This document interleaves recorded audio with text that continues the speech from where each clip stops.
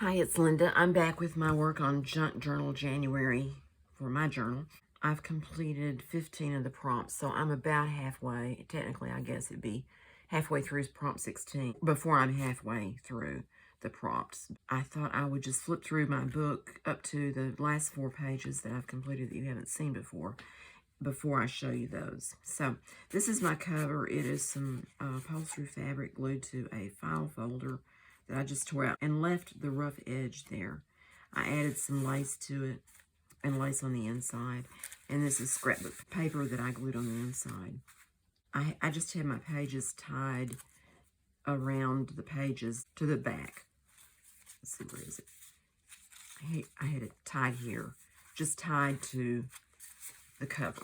It shifts all the time, or it was shifting, and it was hard to work in, so I decided it was time to sew my signature together, and then I just tied it back to the cover as I had it before with the baker's twine on that.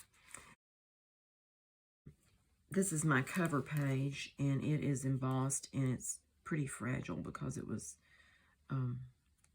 not that sturdy paper, and when it embossed it kind of cut through. I'm thinking about adding this rose cluster, which was off of an envelope, on the corner here to cover up that broken place, and maybe have a card or something tucked behind there. I haven't decided completely what I'm going to do with it yet. This page, the prompt for it was resolutions, and I just was being funny with don't make resolutions, and then see number 1. So that you go in a circle, don't make resolutions. And I have a card back here that I wrote my guiding scripture for the year is draw near to God and he will draw near to you, which is James 4. And a goal is to finish what I've started. So I am working on finishing Junk Journal January right now to finish what I started there. So I can feel a sense of accomplishment when I achieve that goal. And I just put a calendar down here for this month and the date up there, the year. This prompt was starry, and I used a die to cut out the stars and put a sparkly piece of paper behind it and use some of the stars and put glitter glue on to add a little more bling to that. And at the top, I had this flip up and have cheesecloth behind shine like the stars and some silver stars on that. And I just attached that with a piece of black fabric. And this scripture talks about shining like the stars in the universe as you hold out the word of life from Philippians 2:14 through 16. There we go. And I like to have it where the stars, shine like the stars part shows there. The prompt for this page was stained, and this page I stained with food coloring, maybe some coffee or tea in it, I don't remember. And this is coffee dyed. This tea bag is tea dye there, and a tea bag over the picture, which is a Xerox copy of the original that I cut around her. And this is my aunt. I cut around her and put a tea bag over it. And also on the back, I have this picture of flowers that was off of a vintage, or actually an antique postcard. And I covered it with tea bag as well.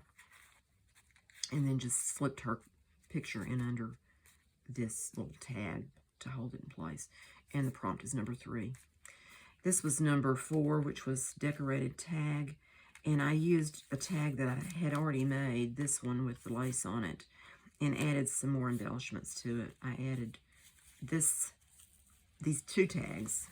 I felt like it needed the white behind it to separate it from the original tag. And so I made this little tag with a postage stamp on it with some cheesecloth behind it. And this craft paper tag, I got these at Dollar General in a package of 20, I think it was, for $1. And I put some lace on that and then used these laser cut. It's not wood, but it looks a lot like wood. It's probably some kind of chipboard. And I embellished them with some gold paint using this gold paint pen, which is Decor Color Premium Prime Primo. It's made by Marvy. It's a oil-based paint. And I attached this tag and the key to the topper on this with a bulb pen that I added some of that gold paint to as well. And I added some along the edge under the lace to just show through that lace there. The prompt for this page was routine, and I used an index card. And I first started out smooshing some Distress Oxide inks on it. I used Festive Berries and Speckled Egg. This is the Festive Berries color here and here, and Speckled Egg is kind of in that area. And then I wasn't having a lot of success getting that to do what I wanted it to do, so I went back in with watercolor and added more colors around it, and then I used this material, which is an underlay for a rug to keep it from sliding around. I used that as a stamp. I attached it to my acrylic block with some double-sided tape and inked it and just stamped it on this page, and it produced that design of the grid. And then I splattered it with a lot of gold. You may not be able to see it on the camera, but there's a lot of gold up in here. And I used the fan brush and made some fan shapes on there as well. And then some black splatters. So I had fun with my art project there. This prompt is number 6, which was stitched. And I had just glued some papers together, and then I took it to the machine and stitched around on it, stitched around the page with gold thread in my sewing machine. And then it looked kind of plain to me, so I added these roses and the 6. Then came back and did a hand-stitched flower design with embroidery thread there in the corner. And I kept this page because of the kookaburra. I just liked him. And the prompt for this page was shimmer, and this paper that I have embossed has a lot of gold glitter in it. And it really does shimmer in the light, even though it's hard to see it on video. I used some sequins here also. Also used some netting here that has a little shimmer to it, and ribbon that has shimmer. A faux wax seal, which I actually made with hot glue that has glitter in it. So that goes here. That was prompt number 7, and I stamped the date on the back. The prompt for this was Blossom, and I used an embossing folder that I had recently got, and it has 2 layers, and then I glued it to an index card. So this whole thing is kind of thick, so that's a pretty chunky page. The index card is the bottom layer for this, and then the next layer up is a piece of watercolor paper. I put some rose-colored pink colors here and here where the roses would show up. I just guessed where they were going to go, and then added green for the leaves. After I die cut it, I added extra color on them and used my alcohol inks for the top layer to make the roses darker and the leaves darker than this outside edge, which is a pretty bright green. For this page, the prompt is hidden, and I chose to use some codes for a hidden message. This one is from a movie. I did not mention what movie it was before. It was A Christmas Story with Ralphie in it, and he had gotten his secret decoder pin from Little Orphan Annie. Then when he solved the puzzle, he discovered it was an advertisement. So anyway, this code is one that my mother taught us when I was a child, and so I wrote the same message out in that code as well. This prompt is number 10, and it's intricate, and I used a die cut that I'd made as a stencil to put the design on the background, and used stamps to spell out the word intricate, and I think that is called bound script, and added this button, which also has an intricate design on it, and also the edge of the doily has an intricate design in it. And then this is pocket number 11, and I made a little top secret codes folder that has the code that you can use to decode the message that I had on the other page. And this pocket is one that, I don't know if I invented it or not, but it works really well with a deep pocket like this one is, that might have, if you put small things in there, they might go all the way to the bottom and get lost in there, and you'd have a hard time pulling them out. But with this, it just pulls everything out that you have tucked into the pocket. And it also makes a nice little tuck spot there if you want to use that. The next prompt is throwback, and it's number 12. And I had already put this sticker, which is from a package from the Dollar Tree, on this page when I made the book earlier, and I wasn't sure what I was going to do with it. But when I got to the throwback prompt, I remembered a time when my friend and I were in college. It was 1980, and we had the worst heat wave of, I mean, it was a record-breaking heat wave. The days of temperatures over 100 degrees lasted, I've forgotten exactly how many, but it seems like it was 40 or more. And it was too hot for us to be out during the day much, but at night we'd get our bicycles and ride around the town after the sun went down. And I just wrote a little bit about that. It was a throwback experience of riding bicycles at night, like when we were children. And I put this paper clip here because on the next page, I wanted to attach a sample of my spinning here. I didn't want to glue it down, so I put it on this paper clip and just put it on the edge of the page, and then I realized it went across there. And I thought, well, that kind of looks like a bicycle rack. So I just left it.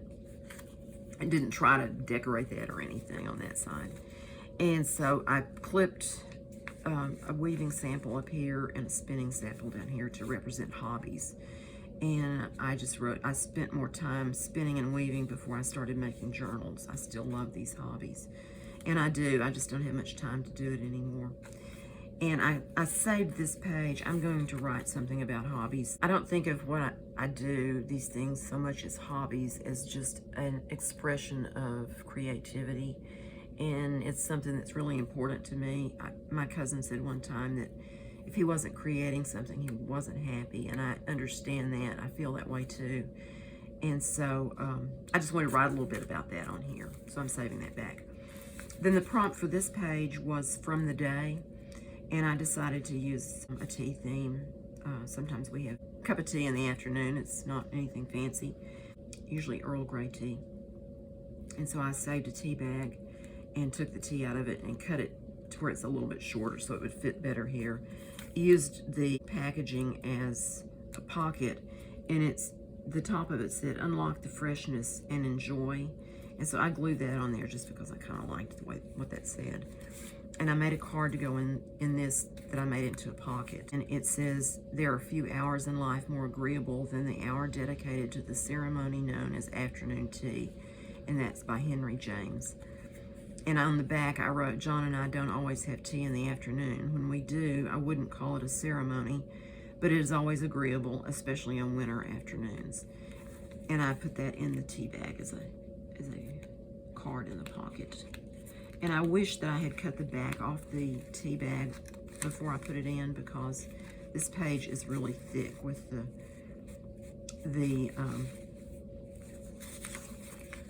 extra paper, because I decided to add a page in here that I made from an envelope, and I glued it here and across the bottom to this page.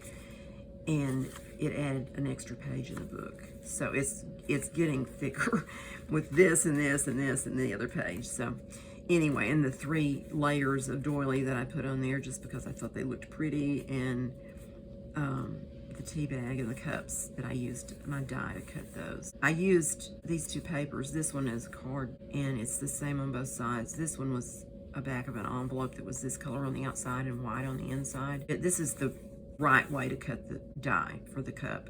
I cut this one with the right side, where it would be, the white side would be the right side, but I wanted the color, so I just turned it over and used the colored side on that, if that made sense. I hope it did. So anyway, that is my prompt for from the day. There. And then the last one that I've completed is number 15. And I